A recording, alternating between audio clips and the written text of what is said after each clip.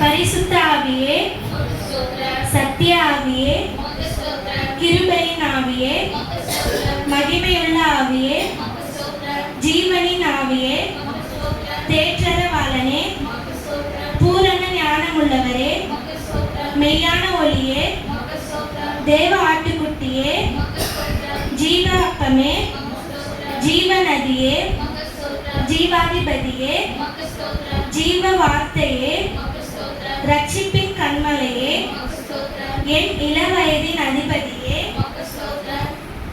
அதிசயமானவரே, பாவிகளின் சிநேகிதரே, நடத்துபவரே, எனக்காய் யுத்தம் செய்பவரே, தடைகளை நீக்குபவரே, பரலோக மன்னாவே, யுத்தத்தில் வல்லவரே, என்மேல் நினைவாயிருக்கிறீர், என்னை ஏற்றுக்கொள்பவரே, உமது மகிமை பெரியது, உமது கிருபை பெரியது ஆண்டவரே, முடிவில்லாத உம் இரக்கங்களுக்காக என்னை பெற்ற தேவனே, என்னை காண்கிற தேவனே, மன்னிக்கிற தேவனே.